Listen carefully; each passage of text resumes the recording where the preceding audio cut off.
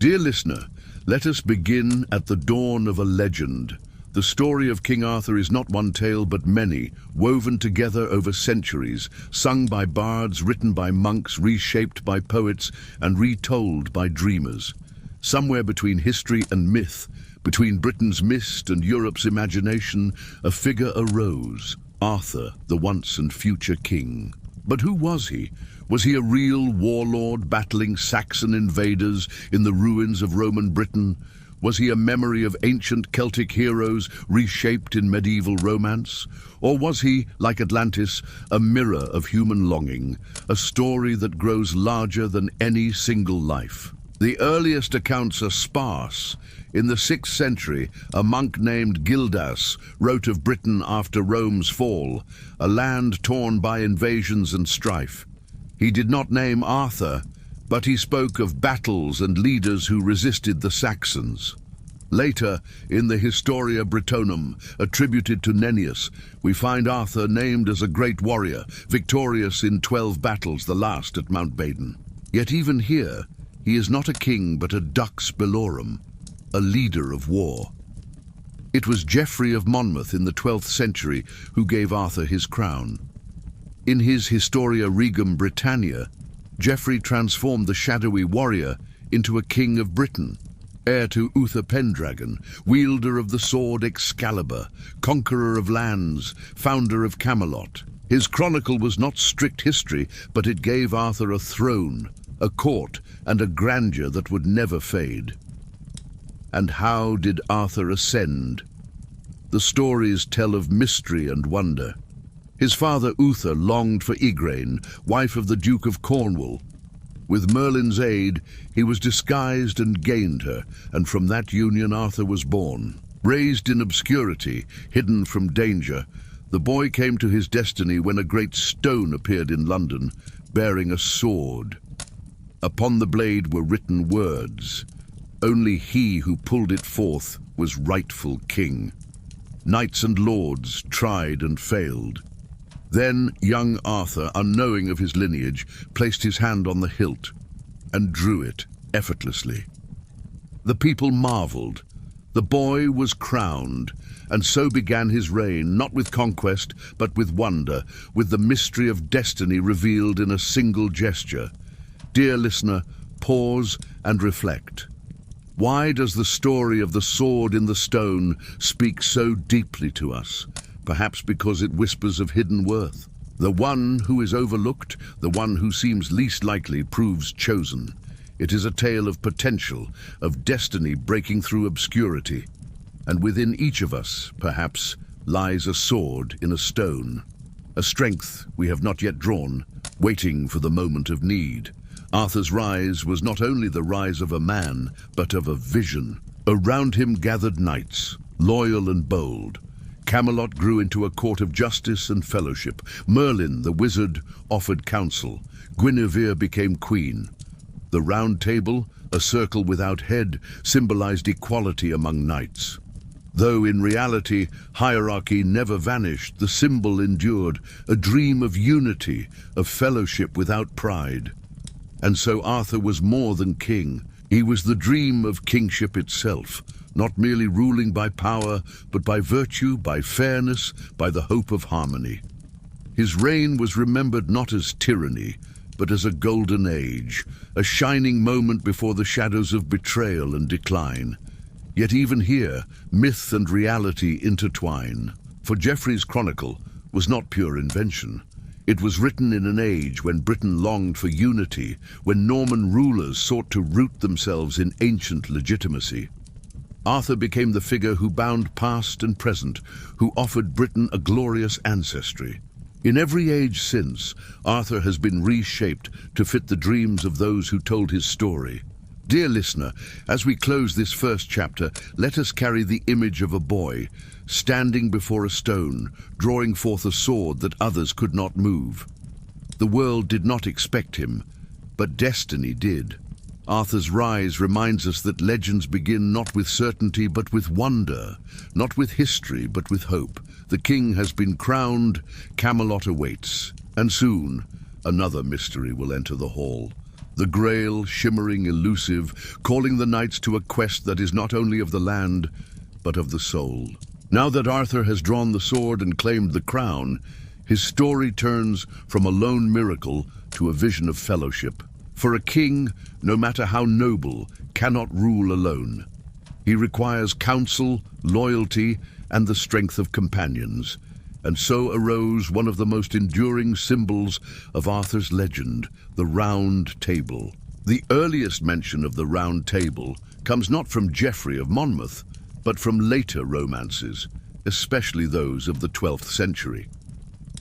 Writers like Wace and Layman first described it as a great table without head or foot, where Arthur's knights sat as equals. Its circle became a symbol of unity, of shared purpose, of fellowship, unbroken by hierarchy. In a world of lords and vassals, where every seat marked status, the Round Table was a radical vision, a place where no man sat above another. Yet even here, myth and meaning entwine. Was the Round Table a real piece of furniture, gifted to Arthur by a noble ally? Or was it always a symbol, crafted by poets? Historians cannot say. What endures is the image, knights gathered in equality, their strength bound not only to their king, but to one another. And who were these knights? Their names are like stars in a constellation. Lancelot, Gawain, Percival, Galahad, Tristan, Bors, and many more. Each carried his own story, his own trials, his own virtues and flaws. Together they formed a fellowship, yet each remained an individual, tested by his own destiny. Lancelot, perhaps the most famous, was the bravest and most skilled, yet also the most flawed. Bound by love for Queen Guinevere, a love that would one day tear the fellowship apart. Gawain was bold and loyal, yet hot-tempered, sometimes reckless. Percival, the innocent, embodied simplicity and sincerity. Galahad, pure of heart, would surpass them all in the quest for the Grail. Each knight reflected an aspect of humanity, and together they formed a mirror of human struggle. Dear listener, pause and reflect. Why does the image of the Round Table speak so powerfully to us? Perhaps because it offers a vision of community, of equality in pursuit of a higher purpose. In every age we long for such fellowship, a circle where differences dissolve, where each voice is heard, where loyalty binds stronger than pride. The Round Table whispers of a world we still seek. In the romances, the Round Table was more than furniture, it was destiny. Merlin, the enchanter, is said to have designed it as a reflection of the table of the Last Supper, or even of a heavenly order. One seat, the Siege Perilous, remained empty, reserved for the knight who would one day achieve the Grail. To sit there unworthy meant death. The table was not only a circle of fellowship, but a stage of fate. And so, when Arthur and his knights gathered, they swore oaths. They pledged to protect the weak, to defend the church, to honor women, to fight for justice. These oaths, written in romances, shaped the medieval ideal of chivalry. Were they always kept? No. The knights failed often, fell into pride, jealousy, betrayal. Yet the ideal endured, shaping not only stories but the imagination of centuries. Imagine, dear listener, a feast in Camelot. The hall is filled with light, torches flickering on stone walls. At the great round table sit knights in armor, their shields painted with emblems of lions, crosses, dragons. They share food, ale, stories of battle. Yet in their midst lies silence, for each knows he carries a burden, a test yet to come. Outside, the world awaits, wars, quests, temptations, mysteries. Inside, the fellowship is whole, if only for a moment. The Round Table, then, is both history and dream. It may never have existed as wood and stone, but it exists in memory as a symbol of the fellowship we long for, the community we seek. It is a reminder that no quest is carried alone, no king rules in isolation, no soul journeys without companions. Dear listener, as we close this chapter, let us hold the image of the circle. No head, no foot, no seat above another. In this circle, every knight had a place, every story a role, every flaw a meaning.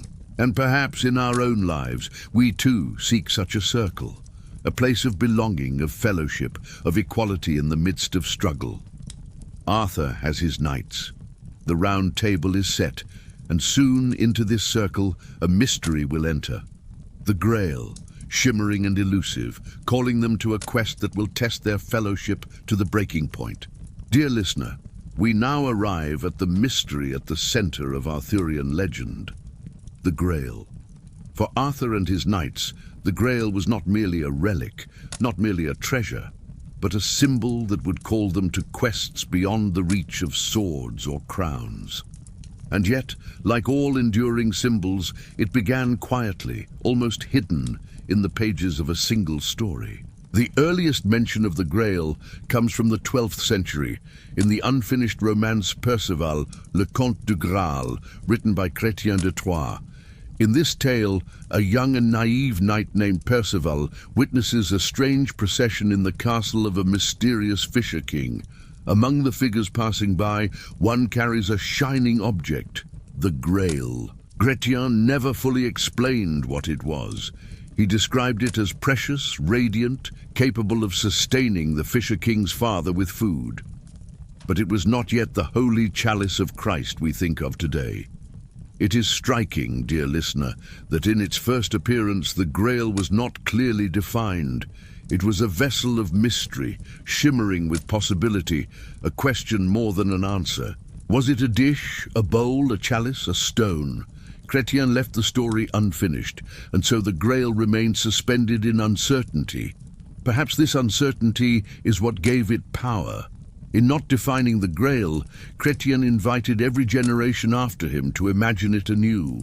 The Grail quickly grew in the hands of later writers. In continuations of Perceval's tale, the Grail became associated with the blood of Christ, carried from the crucifixion to Britain by Joseph of Arimathea.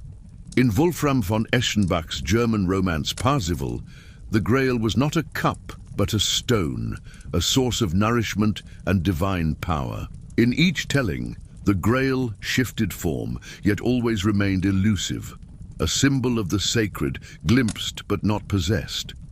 Why did this mystery captivate the medieval imagination? Perhaps because it spoke to a deep longing. The knights of Arthur's court, though strong in battle, felt an emptiness. Victory and feasts could not satisfy the hunger of the soul. The Grail offered a higher quest, not for land or glory, but for healing, purity, and divine presence. Dear listener, pause and reflect. Have you ever noticed how the most powerful symbols are those that resist definition? When something is left unfinished, undefined, it lingers in the mind. It awakens longing, curiosity, imagination. The Grail is precisely this, not a fixed relic, but a mirror of desire, reflecting what each seeker brings. To one, it is Christ's chalice. To another, a pagan cauldron. To another, a stone from heaven. To all, it is a mystery beyond grasp. In the romances, the appearance of the Grail in Camelot is often told as a moment of awe. One Pentecost, as the knights gathered at the round table, the Grail was said to enter, veiled in light, passing silently among them. None touched it, none claimed it, but all felt its presence. At once, they knew their destiny, to seek this sacred vessel, each according to his strength, each tested in his soul. The quest began not with a command, but with a vision. And so the Grail became the heart of Arthurian myth. It transformed the stories from tales of war and love into spiritual allegories. The knights' journeys were no longer only into forests and castles, but into their own hearts. Each would face trials that revealed not only courage but purity, not only strength but humility. The Grail demanded not just skill with the sword, but a transformation of the soul.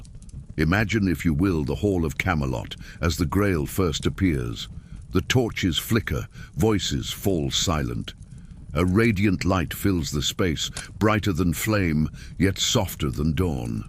The knights sit still, their hearts trembling. Before them passes a vision they cannot hold, cannot define. The Grail moves among them and departs, leaving behind both wonder and burden. From that moment, their lives are no longer their own. The Grail had appeared, and nothing would ever be the same. Dear listener, as we close this chapter, let us carry the mystery of the Grail gently. It came first not as dogma, not as certainty, but as a story half told, a vision unfinished. And perhaps this is the essence of all great quests, that the object sought is less important than the longing it awakens, the transformation it begins. The Grail has appeared.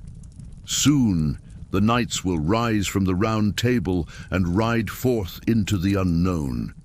Their quests will test them, break them, and reveal their deepest truths. But before we follow them, let us listen to the call that has just been sounded, the call to quest. The hall of Camelot lies in silence. The Grail has passed among the knights, veiled in mystery, shining with a light that none can hold. For a moment, the world itself seemed to pause, and then, as the vision fades, hearts stir with both awe and unease. For what is seen cannot be unseen. The knights know now that their lives are summoned beyond themselves. Thus begins the great quest for the Holy Grail. Not a command written in law, not an order from Arthur's throne, but a calling that arises within each knight. They have witnessed something greater than feasts, greater than battles, greater even than the bonds of fellowship. They are called to seek the Grail, and in seeking it, to seek themselves. The romances tell us that each knight rose from the round table with resolve. They swore an oath to ride out at dawn, each alone, to search for the Grail until death or fulfillment. The fellowship that once united them now splintered into many paths.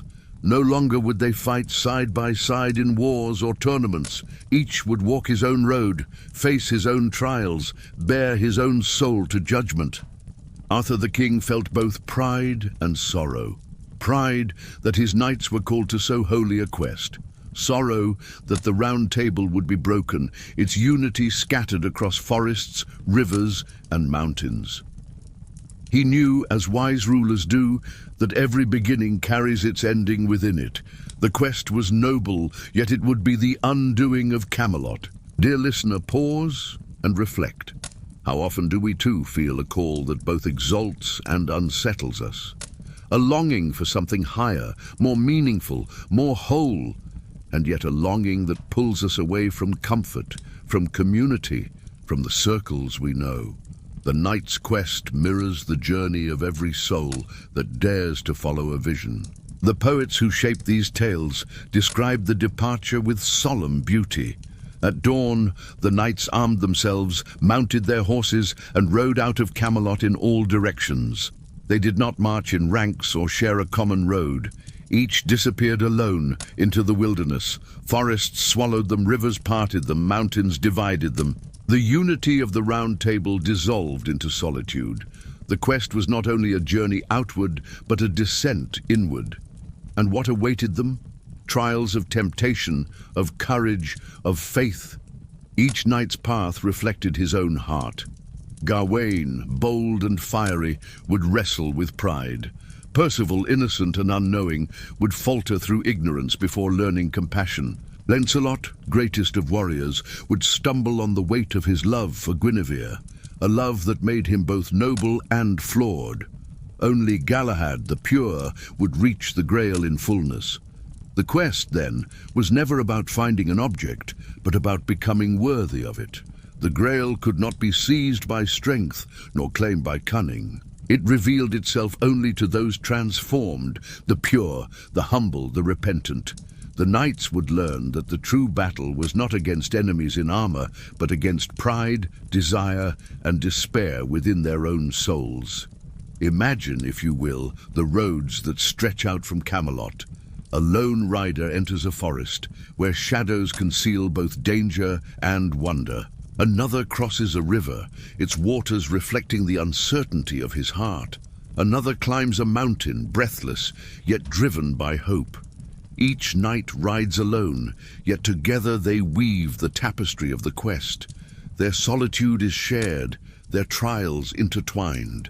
The call to quest, dear listener, is not only a moment in story, but an archetype of life. We are all at times called to leave the circles we know, to step into forests of uncertainty, to search for something greater than ourselves. Sometimes the quest ends in failure, sometimes in discovery, but always in transformation. Arthur watched his knights depart, and perhaps he knew that he was watching not only the beginning of a journey, but the foreshadowing of an end. For once the Grail entered Camelot, nothing could remain as it was. Unity would give way to fragmentation, and Camelot's golden age would draw toward its twilight. And yet, was this not always the way of legends? Every golden age carries within it the seed of its decline. Every fellowship must one day scatter, every vision both inspires and unsettles. The Grail gave the knights purpose, but it also gave them fate. Dear listener, as we close this chapter, let us hold the image of the riders leaving Camelot at dawn. Their banners are lowered, their voices hushed, their hearts burning with longing. They ride not only into forests and mountains, but into the mystery of their own souls. The quest has begun. The roads of trial and temptation await. And soon we will follow the knights into their journeys, to see not only their triumphs but their failings, not only their quests for the Grail, but their encounters with themselves. The round table is empty now. Its circle once whole lies silent, for the knights of Camelot have scattered. Each rides alone, seeking the Grail. And though the quest is one, the journeys are many. For every knight carries within him a different burden, a different weakness, a different hope. In the tales, we follow them into forests, mountains, and shadowed lands. What we see is not only adventure, but reflection, for each trial becomes a mirror of the knight's own soul. Take Gawain, nephew of Arthur, bold and impetuous. His strength was courage, his flaw was pride. Again and again in the romances, Gawain rides into challenges with fiery heart, quick to anger, quick to strike. He defeats enemies with valor, but his pride blinds him to the deeper demands of the quest. The Grail is not won by speed or fury, and so, though he fights bravely, he never comes near its light. Gawain's story teaches us that strength without humility cannot grasp what is sacred. Then there is Percival, the innocent. When Chrétien de Troyes first wrote of him, Percival was a youth raised in the forest, knowing little of the world. His simplicity gave him both purity and folly. At the castle of the Fisher King, he saw the Grail carried in procession, but he did not ask the question that would have healed the king and restored the land. He remained silent, bound by fear of appearing foolish. Later, realizing his failure, Percival wandered in sorrow, learning compassion, learning to ask. His trial was ignorance, and his lesson was empathy. The Grail does not reveal itself to those who stay silent out of fear, but to those who dare to speak with care. Lancelot's trial is perhaps the most poignant. The greatest knight in prowess, unmatched in battle, admired by all, and yet undone by love. His devotion to Queen Guinevere gave him both glory and guilt. In many versions of the tale, when Lancelot approaches the Grail, he is stopped by an invisible barrier. He sees its light, feels its nearness, but he cannot touch it. His sin, his divided heart, bars the way. The lesson is not that love is wrong, but that divided loyalties cloud the soul. For the Grail demands wholeness, purity of purpose, and Lancelot's heart was torn. And then, Galahad. In later romances, Galahad emerges as the pure knight, son of Lancelot and a holy maiden. From birth, he is marked for the quest.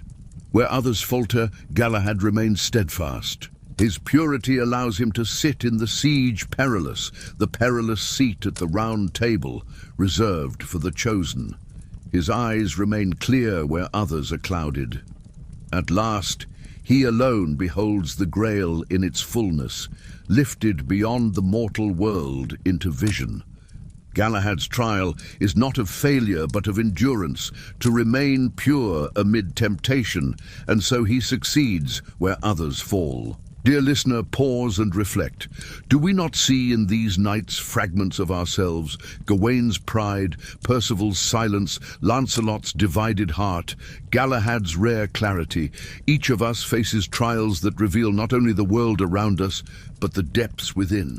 The quest for the Grail is not merely about knights in armor, but about the human soul in its search for meaning. The romances tell of countless other knights too. Bors, who remains faithful and resists temptation. Tristan, torn between love and loyalty. Many who fail, many who perish. Each trial adds to the great tapestry, reminding us that the quest is not for all to complete. In fact, most do not succeed. The Grail is not common, not for every hand. It is rare, elusive, demanding. And so, for most, the quest ends in failure, in fatigue, in return to Camelot with nothing but stories of struggle. And yet, is this not the truth of all quests? That the value lies not only in attainment but in transformation? Even those who never touch the Grail are changed by the seeking. They return with new humility, new awareness of their limits, new knowledge of what they truly desire. Failure itself becomes a kind of wisdom. Imagine, dear listener, the paths of the knights as threads of light through a dark forest. Some fade quickly, lost in shadow. Some twist and turn, tangled by pride or temptation. One or two shine steadily to the very end. Together, they form the tapestry of the quest. None is wasted, for even the broken threads reveal something of the whole. The trials of the knights remind us that no soul is perfect. Even the greatest stumble, even the purest struggle. And yet, within every stumble lies a lesson, within every failure, a seed of wisdom. The Grail may not be found by all, but the search itself reshapes those who dare it. Dear listener, as we close this chapter, let us hold the stories of these knights not as tales of distant men in armor, but as mirrors of ourselves. For each of us too faces forests of temptation, rivers of pride, mountains of fear. Each of us seeks a Grail, whether named or nameless, seen or unseen. And though few may find it in fullness, the search itself makes us who we are. The knights are scattered, their trials begun. Some falter, some endure, some rise, some fall. And in the heart of these stories shines a question. What is the Grail itself? A cup, a stone, a relic, a vision? In the next chapter, we will turn to this question, exploring the Grail as Christian mystery, as relic of Christ, as vessel of divine presence. Among all the knights who rode forth from Camelot, few returned, and fewer still came near the Grail. Most faltered in pride, in weakness, in distraction, but one, above all others, remained steadfast, Galahad, the pure knight. His story is not only one of triumph, but of a vision so radiant it transcends even Arthur-esque court. Galahad enters the legend in the later romances, especially in the 13th century Queste del Sangral and Malory's Le Morte d'Arthur. He was said to be the son of Lancelot, conceived in a moment of trickery and destiny, yet raised in secrecy by nuns until he was of age. When he came to Camelot, young and untested, he was led to the Round Table, where the siege perilous, the perilous seat, awaited. This seat was empty, reserved only for the knight destined to achieve the Grail. All others who dared sit there would die. Galahad sat, and the seat accepted him. In that moment, his path was revealed. Why Galahad? The romances are clear. It was not his strength, for Lancelot surpassed him in battle. It was not his wisdom, for Merlin and others were wiser. It was his purity, a heart unstained, a soul unbroken by pride or passion. He was the vessel fit for the Grail, because his life itself reflected the qualities the Grail demanded. Humility, chastity, devotion. As the quest unfolded, Galahad's path differed from others. Where Gawain stumbled in pride, where Percival hesitated in ignorance, where Lancelot faltered in divided love, Galahad passed through trials with serene clarity. Temptations came, but he did not linger on them. Challenges arose, but he did not boast in victory. His heart was fixed, unwavering, upon the divine. Dear listener, pause and reflect. Why do stories exalt purity in this way? Perhaps because purity in the mythic sense is not about denial, but about wholeness. To be pure is to be undivided, to walk a path without being torn in many directions. Galahad's purity was not a fragile innocence, but a focused purpose. He knew what he sought, and nothing drew him away. In the quest del Sant Graal, Galahad's journey leads him to visions others cannot endure. Angels guide him, miracles accompany him, and at last he comes to the Grail itself. In some versions, he beholds the chalice, radiant with divine presence.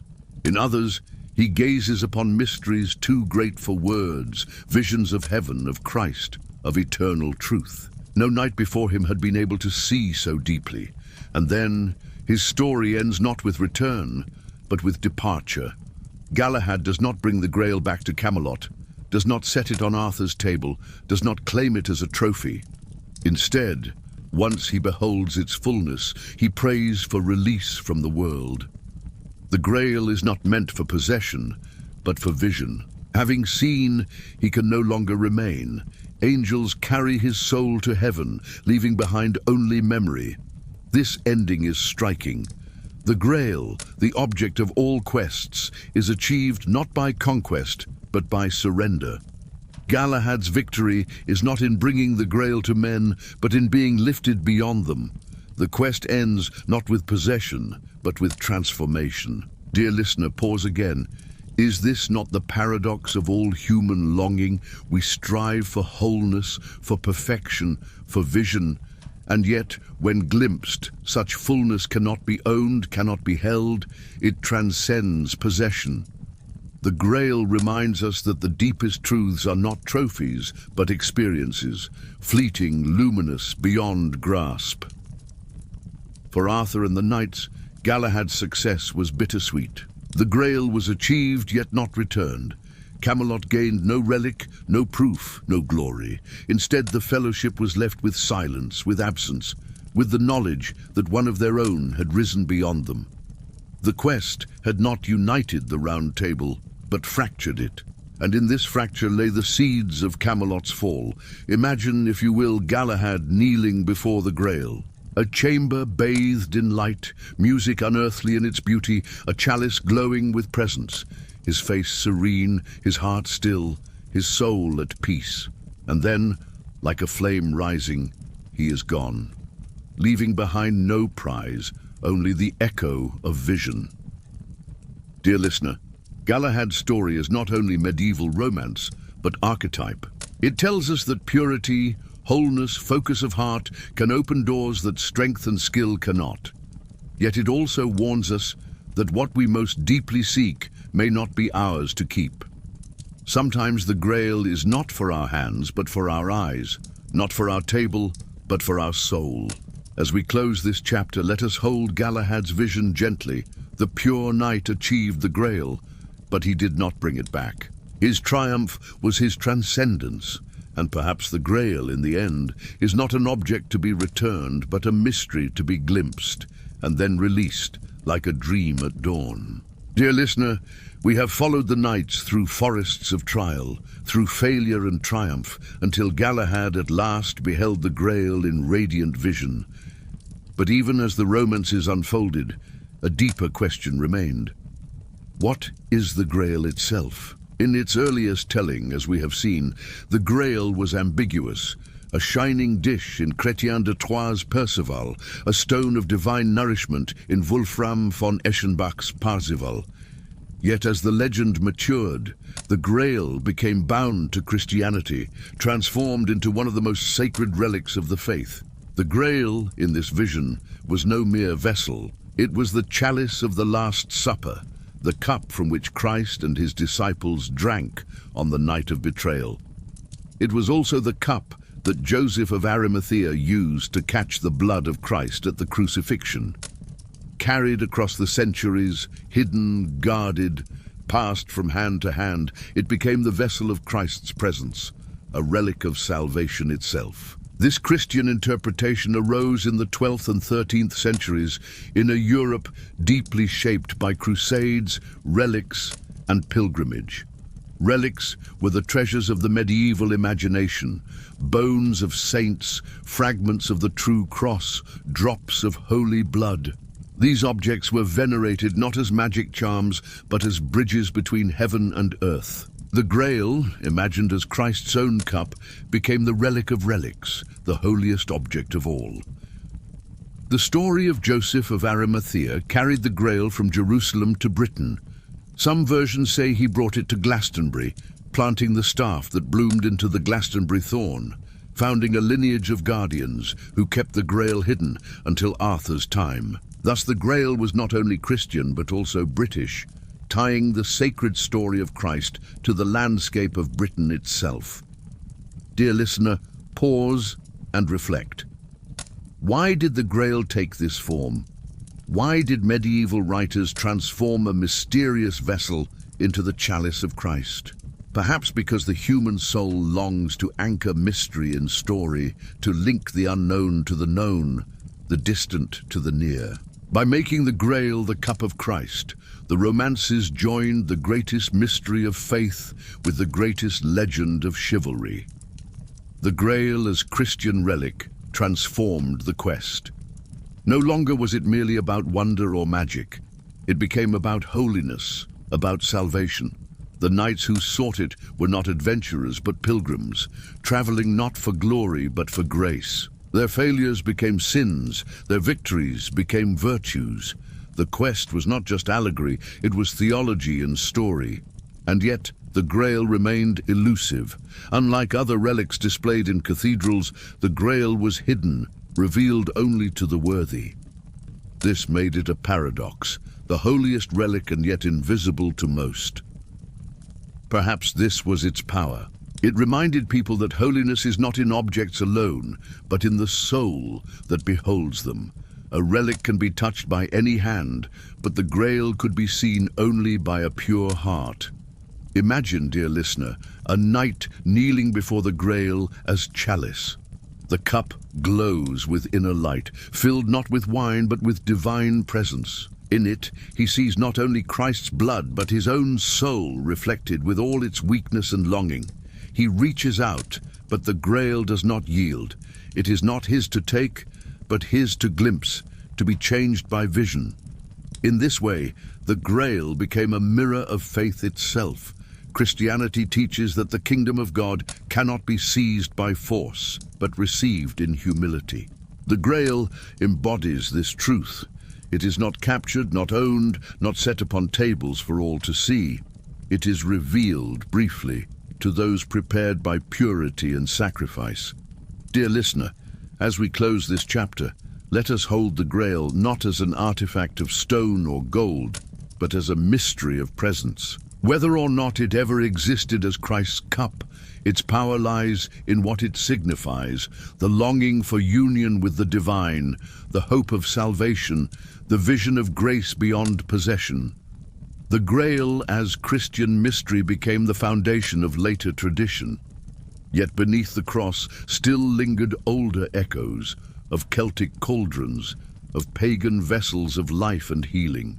In the next chapter, we will turn to these deeper roots, exploring how the Grail may also be a memory of ancient myths, reborn in Christian form.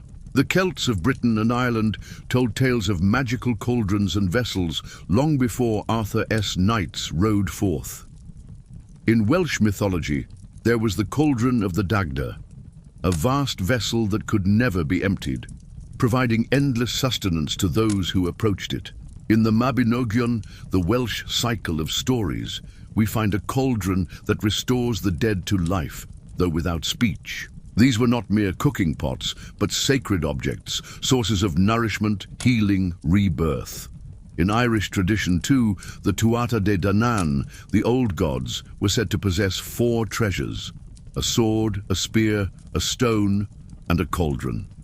Each carried power, but the cauldron gave abundance and healing.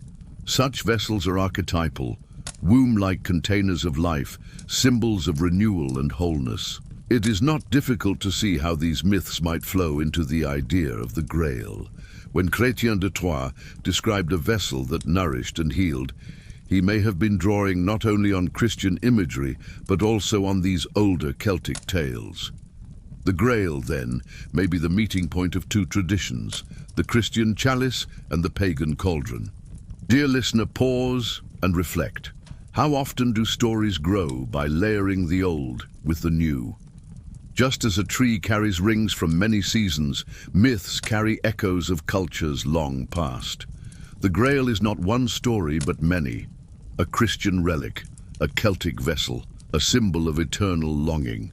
Its power lies not in one origin, but in the weaving of many threads. The pagan echoes of the Grail remind us of deeper archetypes. The vessel of life, the container of abundance, the cauldron of rebirth.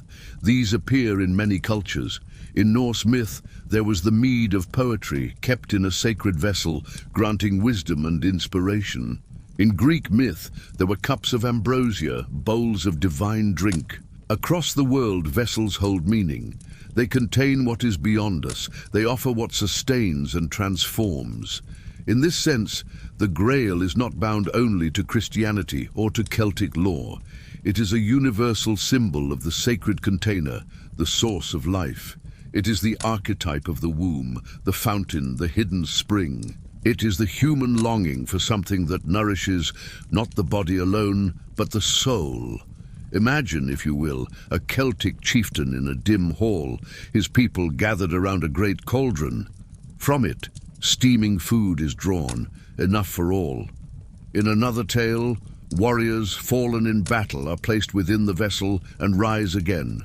For those who told these stories, the cauldron was hope, survival, renewal. In the Christian age, these meanings were not lost but transformed, carried into the image of the Grail. And yet, the Grail is not identical with these cauldrons. It is something more elusive, more refined. Where the pagan vessel gave physical abundance or resurrection, the Grail gives spiritual vision. It is as though the old myths were transfigured, lifted from the realm of body to the realm of soul. The cauldron became chalice, the feast became sacrament, the rebirth became salvation. Dear listener, this blending of pagan and Christian is not contradiction, but continuity. Human beings rarely discard their deepest symbols, they transform them. The Grail is one such transformation. Beneath its Christian form lies the echo of the cauldron, and beneath both lies the archetype of the vessel itself. As we close this chapter, let us hold the Grail in its fullness, a chalice of Christ, a cauldron of Celtic gods, a vessel of archetype, a symbol that transcends time. It reminds us that myths are not linear but layered, not pure but woven. And in this weaving lies their strength. The Grail has revealed itself in many forms, as dish, stone, chalice, cauldron. But no matter the form, it remains elusive, never fully grasped, never fully defined. And perhaps this is why it endures, because in its shifting shapes, it mirrors our own shifting longings. Next, dear listener, we will return to Camelot, to the shadows gathering, to the betrayals of love and loyalty that will bring Arthur's kingdom to its fall. For no Grail vision comes without cost, and no golden age endures without shadow. Dear listener, every golden age carries within it the seed of its decline. Camelot, radiant with knights, crowned with Arthur's vision, blessed by the Grail's fleeting light, could not endure forever. The quest that lifted the knights to spiritual heights also fractured their fellowship. The unity of the Round Table was broken, and into the cracks crept betrayal, desire, and fate. The romances tell us that at the heart of this fall lay love, the love between Sir Lancelot and Queen Guinevere. Lancelot, the bravest and noblest of Arthur's knights, was bound by loyalty to his king, yet his heart was bound to Guinevere. Their love was both true and forbidden, noble and destructive. For years it remained secret, whispered in chambers, hidden in glances, but no secret lasts forever. When at last it was revealed, Camelot trembled. Arthur the king was torn between justice and mercy. To uphold law, he must condemn his queen and his dearest knight. To uphold love, he must betray his own crown. His indecision deepened the fracture. Some knights sided with Arthur, others with Lancelot. The fellowship that once gathered in equality at the Round Table now divided into factions. Brotherhood became rivalry, loyalty became enmity, and beyond this personal betrayal loomed the hand of fate. Mordred, Arthur's illegitimate son or nephew, depending on the tale, rose as traitor. Ambitious, cunning, and ruthless, he seized the moment of division to claim the throne. While Arthur pursued Lancelot across the sea, Mordred seized power at home. The king who had united Britain returned to find rebellion in his own land. Dear listener, pause and reflect. Why do we tell of golden ages that fall? Perhaps because we sense that every human dream, no matter how noble, is fragile. Fellowship is tested not by its beginnings, but by its endurance. And even the strongest bonds can break under the weight of desire, pride, and betrayal. The final act of Camelot unfolds at the Battle of Camlan. Arthur and Mordred faced each other on the field, armies clashing, brothers against brothers, knights against knights. The chronicles describe slaughter, confusion, and fate sealed in blood. Arthur slew Mordred, but in turn was mortally wounded. The king who had drawn the sword from the stone, who had built Camelot, who had dreamed of unity, fell upon the battlefield. What of the Grail in these final moments? In the romances, its vision had already passed, achieved by Galahad, seen by a few, lost to the many. The Grail never returned to Camelot to heal its wounds. Its light was a gift, but also a departure. The knights who survived returned changed, but not united. The quest had revealed truths, but it had not saved the kingdom. Perhaps this too is the lesson, that vision does not preserve us from the fragility of human love and power. Arthur, wounded, was carried to the edge of the sea. There, according to legend, his sword Excalibur was cast back into the waters, received by a mysterious hand, the Lady of the Lake. And Arthur himself, some say, was borne upon a barge to Avalon, the Isle of Apples, a place beyond time. He did not die, the tales whisper, but rests waiting until Britain's need is greatest. Camelot fell, but the dream did not. The Round Table was shattered, but its circle remained in memory. Arthur was gone, but his name endured, not as history alone, but as hope. Dear listener, pause once more. What do we make of Camelot's fall? Is it tragedy or transformation? Perhaps both. For every golden age must end, but its end gives rise to story. Without the fall, there is no legend. Without the twilight, there is no dawn of remembrance. Arthur's death is not only loss, but also the seed of his immortality. Imagine the battlefield after Camlan. The smoke lifts, the cries fall silent. Upon the ground lie broken shields, shattered swords, fallen banners. Among them lies Arthur, pale yet still regal, his eyes turned not to the earth but to the horizon. Beyond him the sea glimmers, and the mists of Avalon beckon. The kingdom is lost, but the legend is born. As we close this chapter, let us hold the paradox of Camelot. A vision of unity undone by division, a fellowship broken by love and betrayal, a golden age ended in blood. Yet in that ending lies a truth, that human greatness is always fragile, always fleeting, always shadowed by fall, and yet, precisely in its fragility, it becomes eternal. For the dream of Camelot, though broken, endures in story, in song, in memory. Next, dear listener, we will turn to our final chapter. We will reflect not on battles or betrayals, but on the Grail itself, not as an object of possession, but as an inner mystery. For in the end, the Grail is less about knights and kings than about the human soul, forever longing, forever seeking. Dear listener, we have walked through the mists of Arthur's world. We have seen the boy draw a sword from stone, the Round Table rise in fellowship, the Grail appear in shimmering mystery. We have followed knights through trials of pride and temptation, watched Galahad behold the vision, and seen Camelot fall in love, betrayal, and battle. Now, at the journey's end, we turn inward. For what is the Grail? We have asked this question again and again. Was it the chalice of Christ, carried from Calvary to Britain? Was it a Celtic cauldron of abundance, transformed in Christian imagination? Was it a stone of power, a vessel of life, a relic hidden by guardians? Perhaps it was all of these. And yet, perhaps it was none. The Grail, at its deepest, is a mirror. It reflects not only the myths of a culture, but the longings of the soul. For Gawain, it revealed the danger of pride. For Percival, the need to ask, to care, to learn compassion. For Lancelot, the sorrow of divided love. For Galahad, the serenity of undivided purpose. Each knight saw the Grail according to his own heart. And so do we. Dear listener, pause and reflect.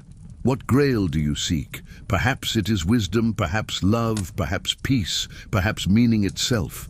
Each of us carries within us a quest, sometimes named, often hidden. We may not always find what we seek, but the seeking itself changes us. The Grail, after all, is less about possession than transformation. The medieval poets knew this. They did not write of knights who carried the Grail back to Camelot, set it on Arthur's table, and ended all need. They wrote of glimpses, of visions, of moments when the divine brushed against the human, and then was gone. The Grail was never a trophy. It was an encounter, a light seen, a heart moved, a soul touched.